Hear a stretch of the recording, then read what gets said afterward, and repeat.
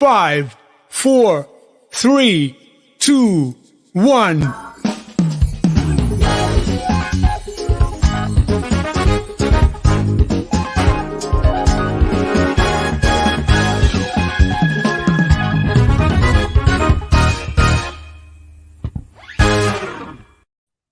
Hello, everyone, and welcome to the Gringo Show.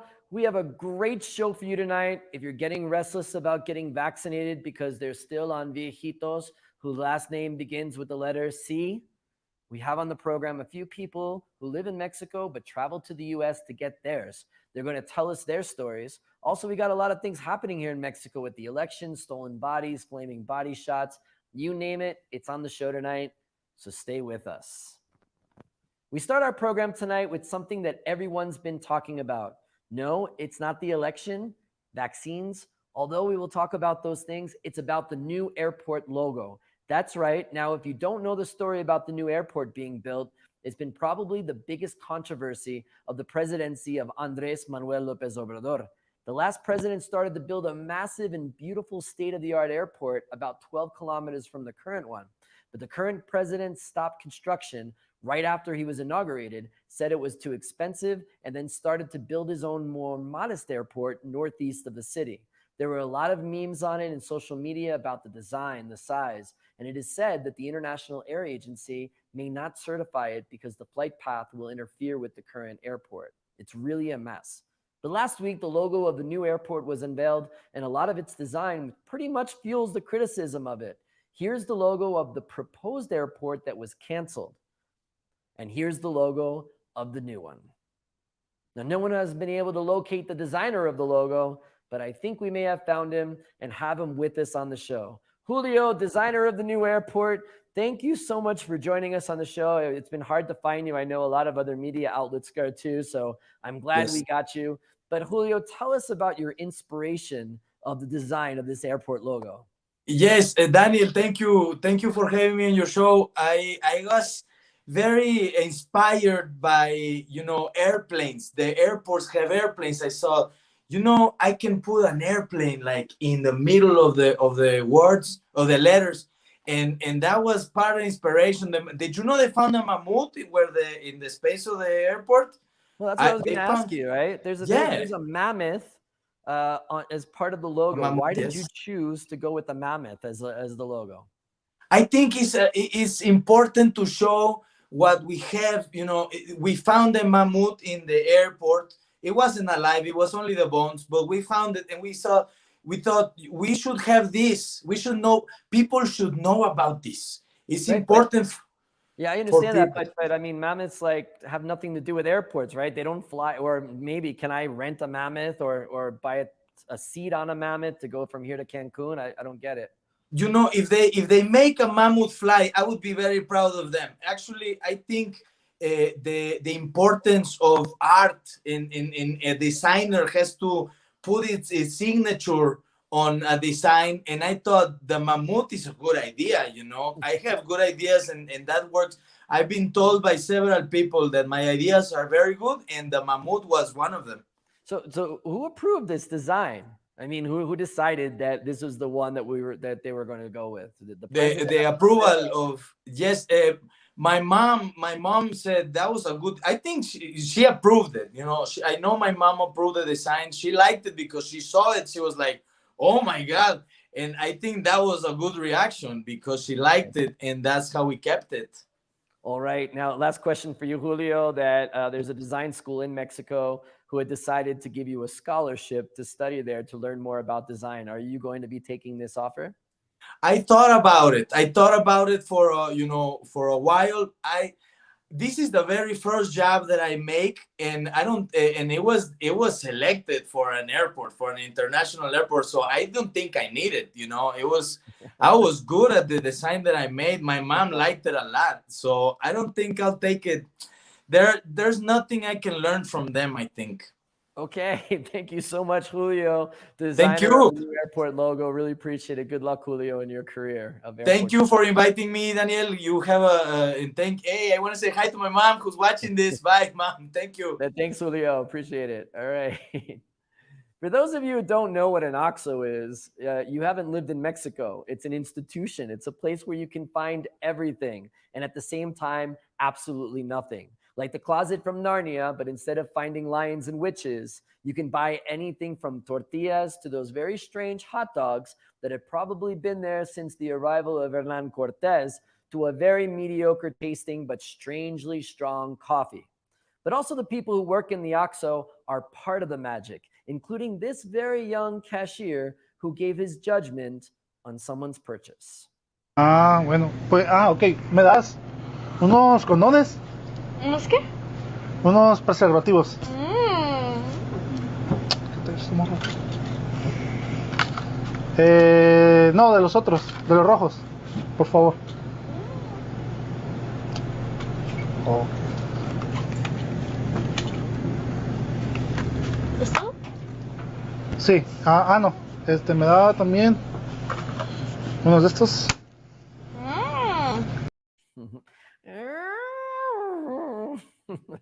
After the video became popular, OXXO claimed he was not an official worker for them due to the fact that he was 12 and plus selling condoms plus judging customers. Of course, he's not the only one who does it. Last week I had an injury but was planning to make dinner, and then I was going to do a TikTok video where I was going to put a condom full of water on my head. So I went to Superama and bought Vaseline, a cucumber, and some condoms, and you should have seen the cashier's face. But the child that was working at OXXO is now making commercials for Burger King. Buenas tardes. ¿No estás muy morrito para trabajar en Burger King? Bueno, ¿me da un Whopper con papas agrandado, por favor?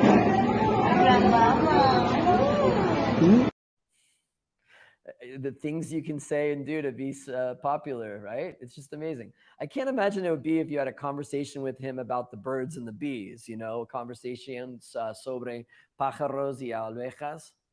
That's not a saying in Spanish. Tener una conversación entre pájaros y abejas, no? But imagine if you had a conversation with this kid about sex. Well, let's talk about a tale of two politicians who have both been accused of doing very bad things, one Mexican and one American. Let's start in Mexico in our continuing coverage of Mexico Votes 2021. Let's talk about Felix Salgado Macedonia.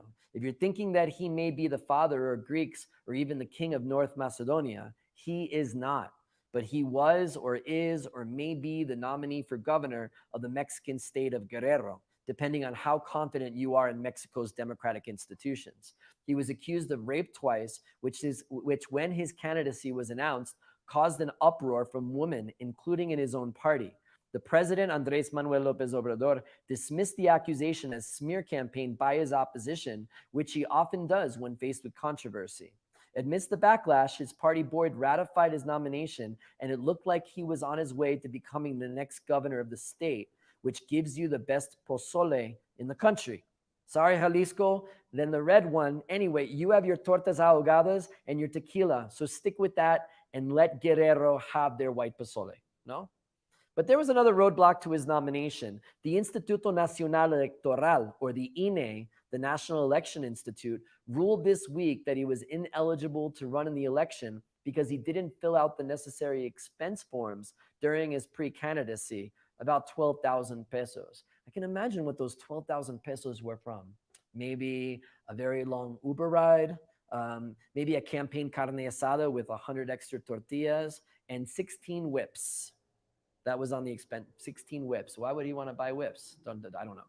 Many people believe that the INE is a world-class institution that has protected democracy in recent years, but others, including the president and many members of the ruling party, have chastised the INE for being politically motivated and the opposition and elitists. The Salgado and Macedonia case is just one example of this.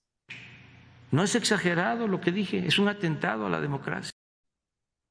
There has been accusations that the president is trying to dismantle the INE, while others are saying by doing this, he is trying to dismantle democracy and bring authoritarian rule. So now let's take a look at this a little bit deeper, and live TV guys, Maru. So let's take a look at this from a US perspective.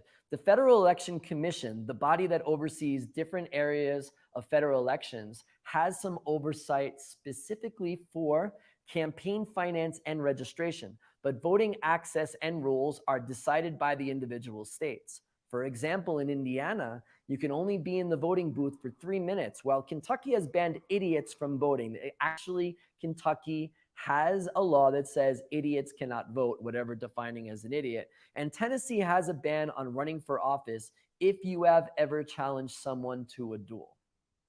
Have you ever challenged someone to a duel? Edgar, have you ever challenged someone to a duel? No. I have never challenged someone to a duel, and I'm pausing here as Mauro is something's wrong with the teleprompter, guys. All right. Because of this, the Georgia Republican-led state legislature voted to restrict voting with rules such as when and how people can vote, as well as banning giving out water to people online. This action occurred after a surge of Black and other minority voters went to the polls and elected Joe Biden and sent 2 Democratic senators to Washington. Opponents accuse Republicans of trying to suppress the vote, while many Georgia-based companies such as Coca-Cola and Delta denounced the new laws. Major League Baseball moved the All-Star game from Atlanta to Denver, and Will Smith moved the movie production out of the state. So it looks like Not As Fresh, Senior Prince of Atlanta, will be canceled. There is no federal election registration or card in the US, while Mexicans are required to have an INE if they exercise their right to vote or get into nightclubs, something more important to the millennials. The US has debated instituting a federal identification. It could be useful for other things like gun registration and healthcare, but many libertarians and those on the right have objected to this, citing that their rights and privacy would be taken away. I got 1,000 guns, but I don't want no one to know about that or about me except maybe the Chinese government instead, because I got 1 million TikTok followers. Bang, bang, bang. I'm cool. Before you say the US should have a national system like Mexico, what if, and I'm just saying, what if this independent national election board were full of Trumpers like other institutions? How would have the board reacted to Trump's false accusations of voter fraud? Some of the state elections boards were run by the opposition party, and there were Republican heroes in Georgia that did the right thing. It could be said that this fragmentation of the electoral system could have protected democracy. So think about this. No matter how independent people at the INE say they are, and it's an independent institution, is there individual bias? Not saying there is, but it's a fair question that's being debated right in Mexico right now. So let's go back to the Salgado Macedonio case. He has vowed to fight on and will take the case to the Electoral Tribunal of the Federal Judiciary, which in recent cases has shown deferences to the ruling party. So this isn't over yet. Also, is anybody investigating the rape allegations? These poor women are like, hey, what about me? What about my case? And before anyone says, esto solo pasó en Mexico, it doesn't. The US has its own situation with a politician accused of sex offenses, except this one involves a minor with accusations that Congressman Matt Gaetz paid for a 17-year-old girl to travel with him across state lines and inducing her to have sex.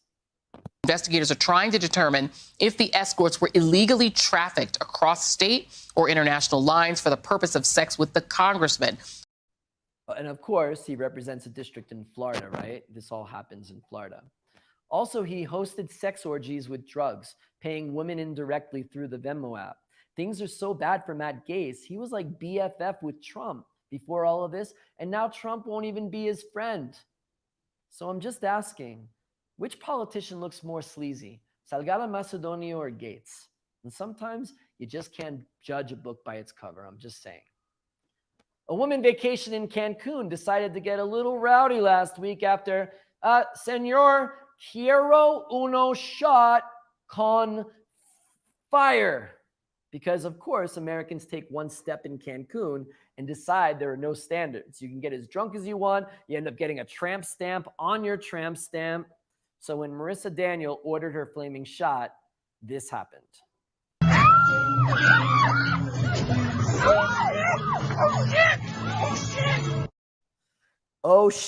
oh shit is right. Daniel received second-degree burns and is planning to take legal action against the restaurant. But didn't she think about ordering a flaming shot could be possibly a risk?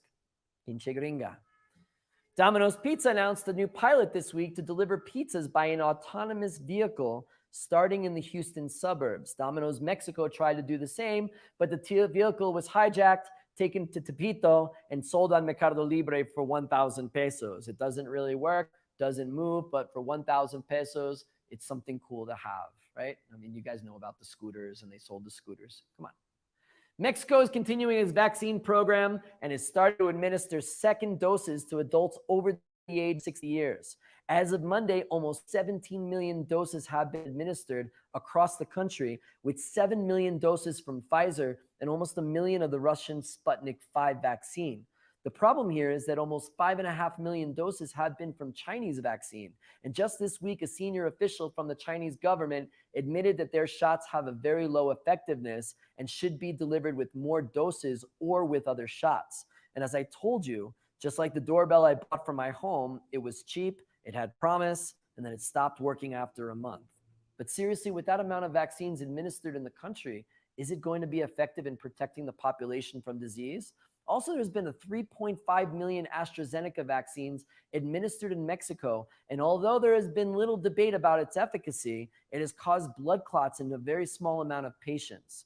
You are much more likely to generate a blood clot from birth control, dying of a car accident, or of smoking a cigarette, but the situation has caused at least 20 countries to suspend the use of the vaccine. The rare blood clotting is not just in AstraZeneca, but also in the one-shot Johnson & Johnson vaccine. And this week, the US government recommended a pause in its administration to investigate more. This is not good news for the COVID fight, as there are many people who fear the vaccine that we may not get to herd immunity. For those of you watching who are American, Mexican, or from another part of the world that have been thinking of going to the US to get the vaccine, I've invited 2 people with Mexican citizenship who did this to join us on the program to discuss their experience. Thank you so much, Gabriela Carenzzo and Gricha Raether, for joining us to talk about it. Really appreciate you being on the show. Now, Gricha and Gabriela, you both got the vaccine in Texas, right? That's I got correct. mine in Florida. Did you have to show proof of citizenship or residency to get vaccinated? How did this work? Gabriela?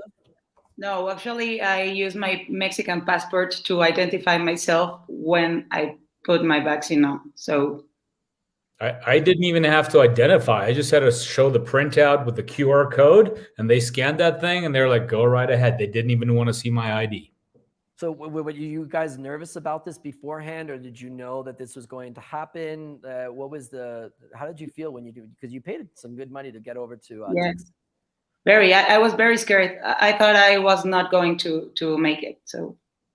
Well, I had a bunch of people go before me, so I kind of had them try it out first and verify that nothing bad was going to happen. So by the time I got there, I pretty much had pictures, video, instructions, exactly a step-by-step algorithm of what was going to happen, and exactly as I went to a place called Woodforest Stadium, which is in what I call Little Mexico, or some people call it the Woodlands. And basically, yeah, it was very organized, very, very well put together. Not a whole lot of wait time, and honestly, it was more than I expected. It was very well done.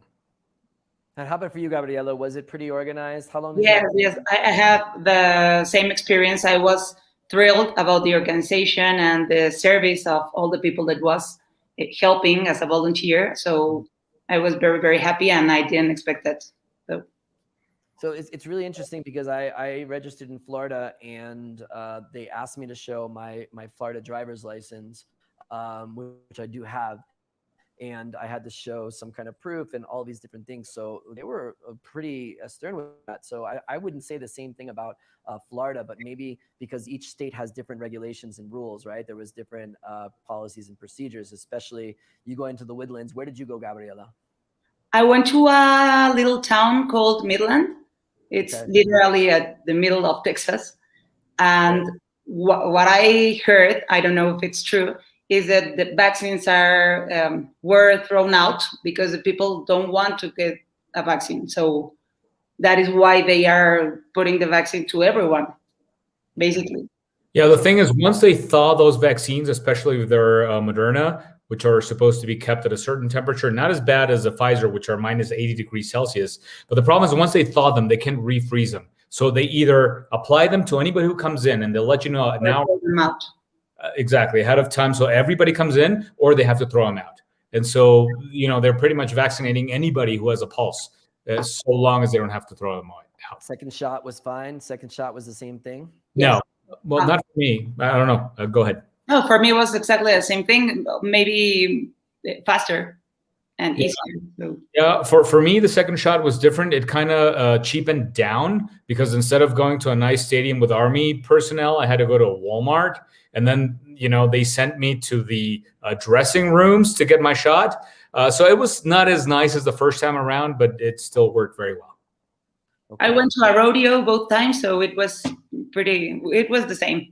The same thing. Now, I have a couple more questions. The first one is, why did you feel like it was necessary to go to the U.S. and not wait here in Mexico for your place in line for the shot? I mean, Gricha, I don't know how much more you'll have to wait, but why did you think this was imminent to do that? Because Mexico is vaccinating at a rate of 40 to 50,000 persons a day, where they should be vaccinating at 400,000 people a day.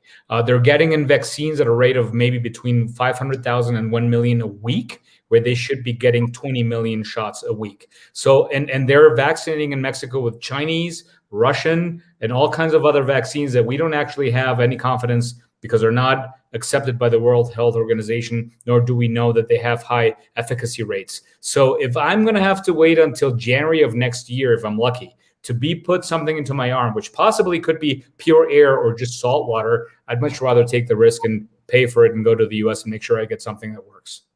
I think the same. And also maybe that here in Mexico, the people is waiting more than 21 days between the two shots. So I don't know if the vaccine is effective like 30 days after the first shot, or I don't know. So I don't want to be experiment here in Mexico. So that's why I went to the United States. Yeah, and I just want to mention, I mean, I know there's a lot of people or some people that are watching the show today that may not have the means to be able to do that, to go to the United States. And I understand that ticket prices have skyrocketed for flights to Houston and San Antonio directly from Mexico. And so it has become prohibitively expensive for a lot of people. I just wanted to mention that. The last thing, how were the shots for you? Did you feel sick? Did you feel okay? Were there differences between the first and the second? I did hear that women have a more adverse reaction than men. So I'd love to hear both of your thoughts. Grish?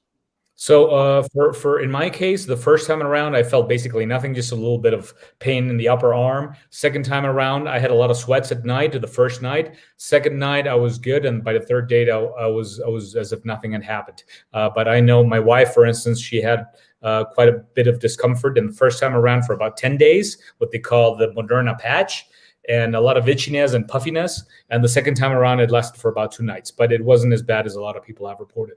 Okay, Gabriela? For me, the first shot, I just experienced pain on my arm. And the second time, it was very difficult for me because the day that I received the shot, I didn't felt anything. I didn't feel anything.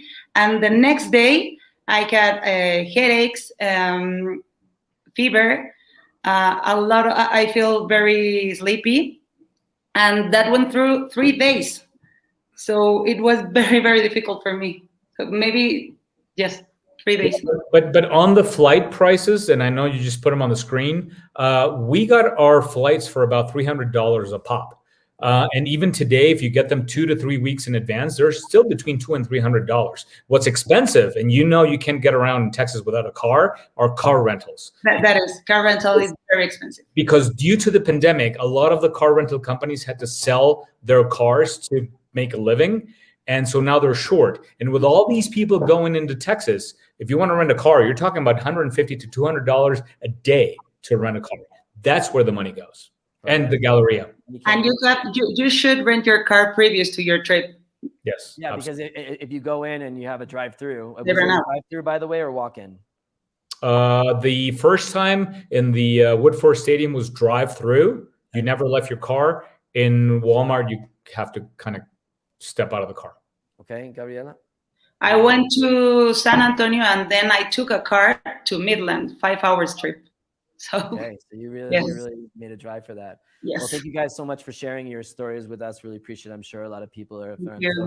Gricha and Gabriela, thanks so much for joining us. All right, well, that does it for this edition of The Gringo Show. So glad you stayed with us throughout. If all that made you pretty hungry, I got a solution for you. Please visit our sponsor, Pinche Gringo Barbecue, at pgbbq.mx. And get yourself a delicious rack of ribs, a Chilango Gringo. It's a delicious sandwich of pulled pork, fried jalapenos, and some other goodies. Or order some meat in Alto Vacío to keep in your fridge for other occasions. Also, if you want to stay tuned for more content from The Gringo Show, just follow us on Facebook or YouTube.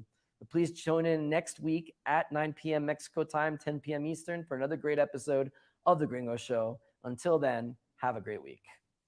Pinche Gringo, Mexico is laughing thanks to you. We like to watch you dance salsa and listen to your bad Spanish too. We like to watch you almost die from spicy food.